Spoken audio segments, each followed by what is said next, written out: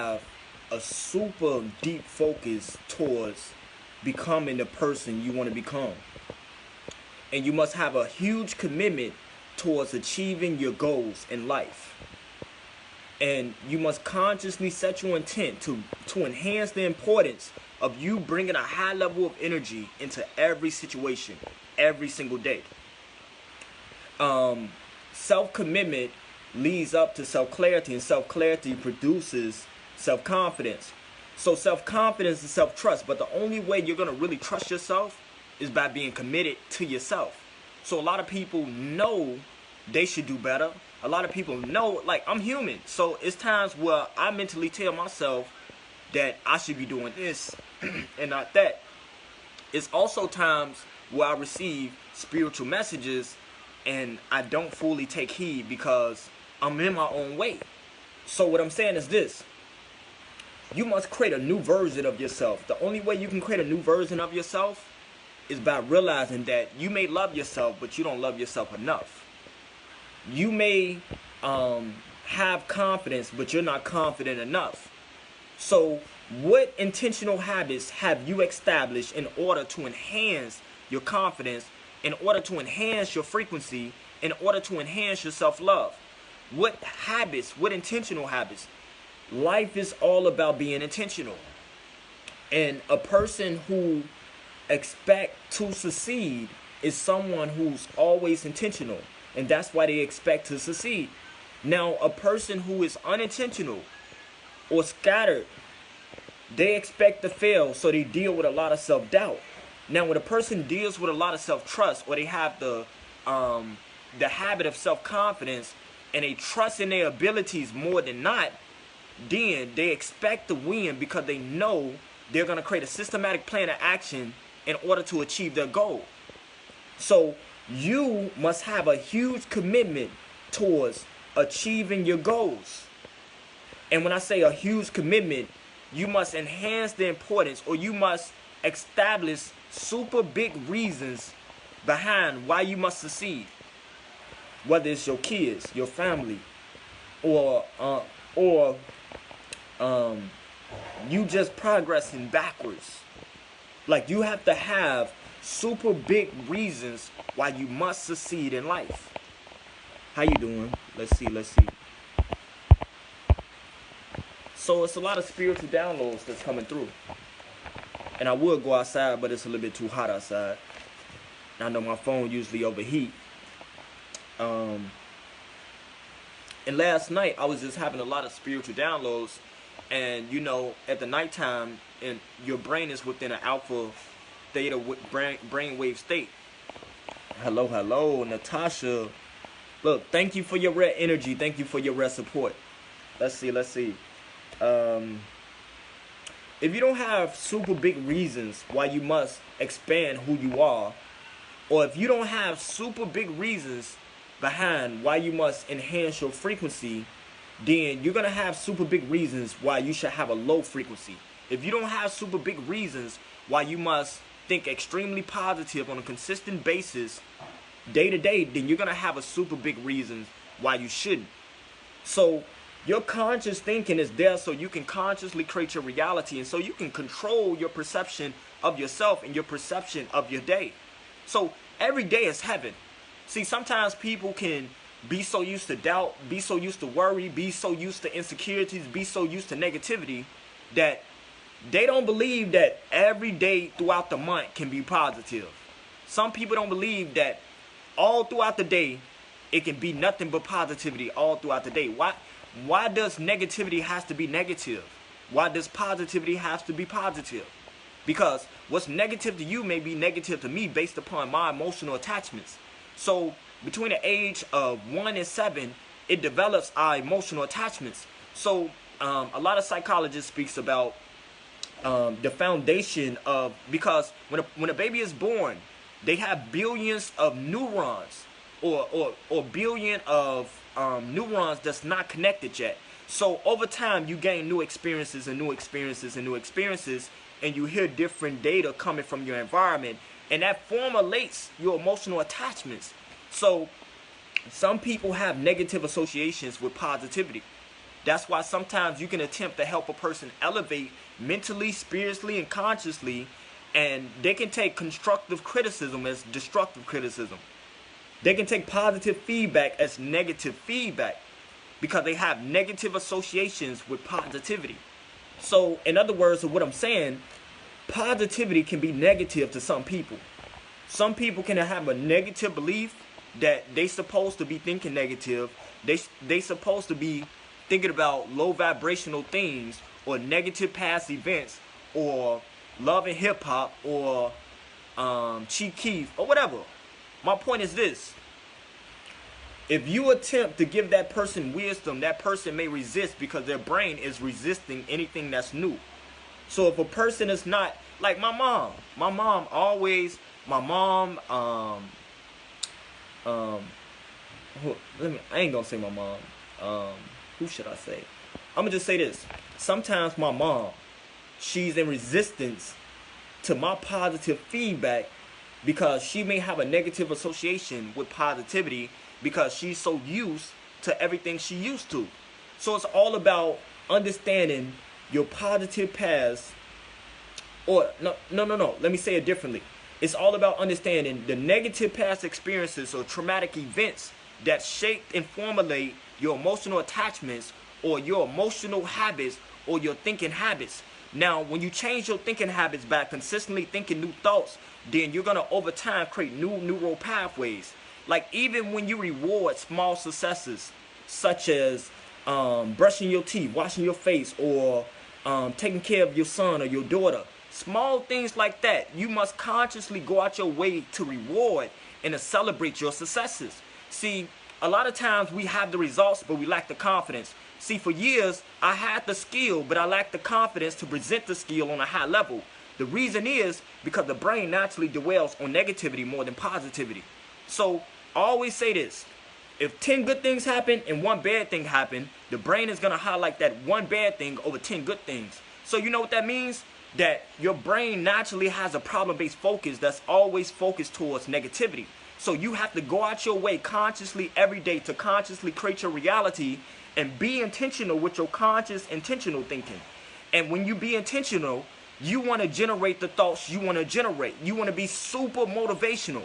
So you have to tell yourself things like, or whatever sayings, establish 3 sayings you want to consistently repeat within your mind consistently throughout the day. Now remember that a genius is one who is obsessed with paying attention to detail over a long period of time, and also someone who's obsessed with repetition. So it's all about you consistently reminding yourself of new thoughts, and that's going to create a new brain structure. And the more and more you celebrate small successes, the more and more you're activating happy neural pathways. So your brain is wired for success, but you can change your brain structure and you can make it wired for failure based upon your programming from your environment at a young age. So over time, you must formulate a new brain structure by thinking new thoughts repetitively. So you must become obsessed with dwelling on your positive rare characteristics. That's one thing. And then you must become obsessed with celebrating small successes. And then next, you must train your mind to block out problems and to dwell on solutions. So you can have a problem-based focus or a solution-based focus. A lot of people have a problem-based focus because the brain is always trying to protect you. So the brain is always trying to foresee, what if this happened? What if that happened? Remember when this happened, or remember when that happened? And so every new moment, every new day is a new moment. So a lot of times we're experiencing the same anxiety, self-doubt, negative emotions, negative thoughts from yesterday, from a year ago, or we're still within this recycling loop or this habit of worry or this habit of doubt, and we second guess ourselves. But that's because we can unconsciously be addicted to negative emotional patterns. So you can unconsciously have a negative emotional addiction and be addicted to feeling certain negative hormones or certain negative chemistry within your bloodstream. So when you go out your way to relive positive past events or positive past achievements, then you're releasing a small amount of dopamine every time, and you're activating new neural pathways. Or no. you're activating old happy pathways. So in other words, serotonin is related to joy. Dopamine is related to happiness. There's a difference between happiness and joy. So you want to be joyful. Now, a person that has a negative emotional habit, every now and then they experience what you call happiness. But when you have a positive emotional habit and you have a positive emotional habit, then you experience joy. Joy is more of a lifestyle. It's more of a habit of how you live, of how you feel, the energy you bring to the day. So you don't want to just be happy. You want to be joyful. You want to be enthusiastic. You want to be excited. You want to be extremely charged and extremely serious minded, and make sure that you generate a high level of energy. Now, people that deals with a negative emotional addiction, they're used to negativity. They're used to doubt. They're used to negative thoughts. They're used to second guessing themselves. And since they're so used to self-doubt and second guessing themselves, they think small of themselves even if the world think big of them. They think small of themselves even if they have the results to think big of themselves. So a lot of times people doubt themselves because they have a false mental interpretation of themselves. They have a false mental perception of who they are. So you may receive positive feedback. You may know you express yourself on a great level. You may know you're a deep thinker, but you may still doubt yourself.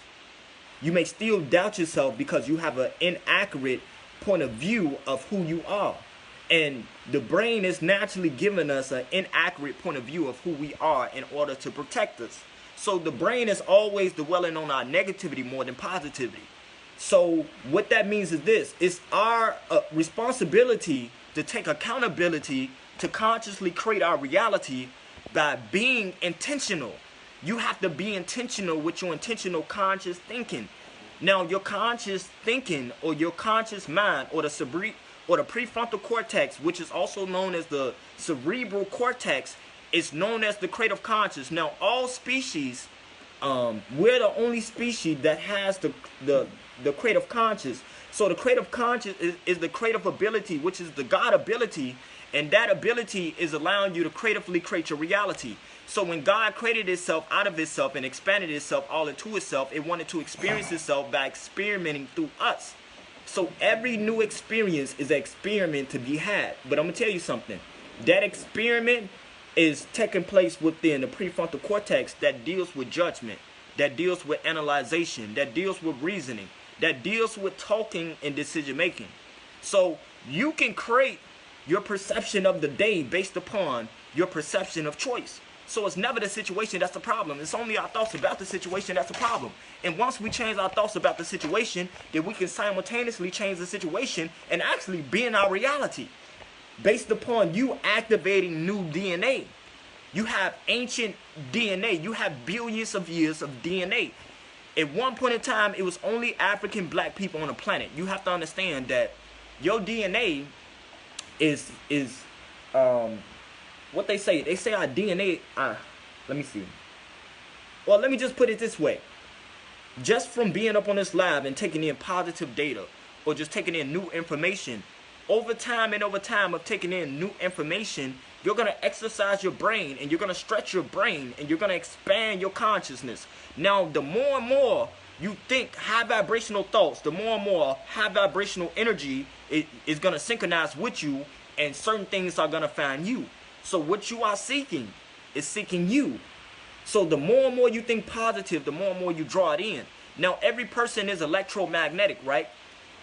Your thoughts are electric, your emotions are magnetic, and your thoughts produce magnetism outside of your brain. So like, they're able to read your brain without even putting electrodes or wires on your brain.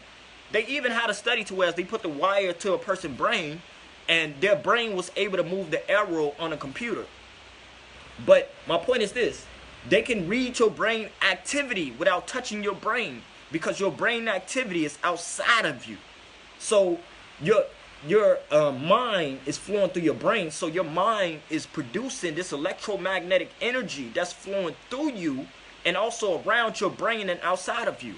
So when you walk outside, You have to understand your electromagnetic energy. Like, a person can feel your aura, a person can feel your glow. They can sense your thoughts, or you can sense their thoughts based upon their thoughts being generated within their brain and outside of their psyche or outside of their brain. Now, I'm telling you this. Now, all thoughts or all memories that's being programmed within the matter of your physical brain is simultaneously being uploaded and programmed into the universal conscious. Now, all realities exist in the present moment. All realities exist in the present moment. The only way you can tap into the reality that you want is by consciously setting your intent, directing your thought focus towards one specific goal, and then generating a high vibrational, positive, elevated emotion behind that intentional thought. So once you have the intentional thought and you set your intent on what reality you want to pull in, then you have to have the emotion, the magnetic force behind the electric energy. Remember, all electricity produces magnetism. So whenever you're thinking, you're feeling, and whenever you're feeling, you're thinking. So my point is this. You can think certain thoughts, but if you don't dwell on it enough, then you won't have the amplified emotion behind the thought to carry the thought and to transfer the thought out into the quantum field, aka the Akashic records or the universal conscious. So you broke this down so well. You just said something like this. Oh, yes, indeed. Thank you. Thank you. Yes, indeed. And look, thank y'all. Anytime y'all join my live and I'm displaying wisdom or knowledge or different things I have learned, and I have spent my time studying, researching, and having my own deep focus, and dedicating my life to just provide information to the people. Anytime you get up on my live, you have to understand that I understand and understand that your presence is a gift. So I appreciate your presence. That's one thing. And secondly, this is valuable because you are valuable. And power, no power. It takes rare people to experience rareness. So I can only see myself through having another person that reflects me and myself. So let me say this, not to lose focus, but I wanted to say this. When you're dealing with consciousness or you're dealing with a spiritual upgrade, you're talking about exercising your brain and putting your brain through challenges on purpose. Now, the brain is always trying to keep us comfortable through resisting any new thoughts or any deep focus or reading 10 pages or 20 pages. Now, your brain may not want to read 5 pages, or even 10 pages or even 20, but you have to push yourself to read 20 pages. Straight, deep focus. Now, the more and more you set your intent towards the goal that you want to pull in or the reality you want to pull in, remember, all realities exist in the present moment. Even when they talk about parallel universes, in another universe, you made one decision different, but that universe is entangled with this universe. So everything that happened to you on a higher level is happening. Look, or let me put it this way. In another reality, you're succeeding at the things that you doubt at. In another reality, you're confident about your goals. In another reality, you're confident more. You have a habit of self-trust. So you can tap into another dimensional aspect of yourself, and you can pull in that energy. You can pull in that reality. You can activate that DNA. But when you activate certain DNA, you're also pulling in at the same time. Pardon me. You're also pulling in at the same time a certain reality that exists within you and outside of you at the same time. So remember, the world exists inside of you and you exist inside of it. So you're inside of God and God is inside of you. And I hope that ain't go over some people's head. And look, my book, The Clever Unlimited Mindset, Rare Experiences. My book, The Clever Unlimited Mindset, Rare Experiences. So you have to train your mind on how to think new thoughts consistently throughout your life. Now, the only way you're going to create a new brain structure is by being highly intentional. So you must consciously pre-establish what thoughts you want to think consistently throughout the day. Now, every time I come on live, I always say, what is the goal for your thinking? What is the goal for the energy that you want to experience in every situation all throughout the day? When you have self-doubt, nervousness around other people or other strong personalities, it's only because you're not intentional. So when you're not intentional and a situation catch you off guard, then you're 3, 4, 5 steps behind and not 3, 4, 5 steps ahead. Now, the key is this: establishing the thoughts that you want to think early in the day. Soon as you wake up, you want to remind yourself of positive thoughts. You want to be super motivational, because remember, positive self-talk, research study shows that positive self-talk, it activates your DNA and it turns on different genes. And you can deactivate your DNA or you can activate DNA. Now, in a specific moment, at a specific time, something someone say or something someone do will spark something and activate something in your DNA. Or if you listen to an elevated video, or if you listen to a spiritual message, that spiritual message can activate certain DNA. And then when it turns on certain genes, that gene is going to create a protein, which is a compound of atoms. And that protein is going to produce serotonin or certain chemistry into your bloodstream, which produces positive emotions. So just from thinking, like when you set your intent to feel positive energies, because I always say this, you must determine what feeling you want to feel in every experience. You must determine what feeling you want to feel consistently all throughout your life. And then once you determine that, and you set your intent and you think high vibrational thoughts and you think about rare experiences, you think about your rarity, then you're gonna simultaneously, remember, when you're thinking, you're feeling, when you're feeling, you're thinking. So the moment you think those high vibrational thoughts, you're gonna produce a very intense emotion. Now, in the moment you produce that emotion, which is energy in motion, now you're programming that information into your your heart's electromagnetic information coding. So your heart has an aura. Your heart produces your aura, but your emotions are heart-based emotions. Now, when you focus on love, when you focus on gratitude, when you focus on joy, when you focus on, I'm gonna take a break.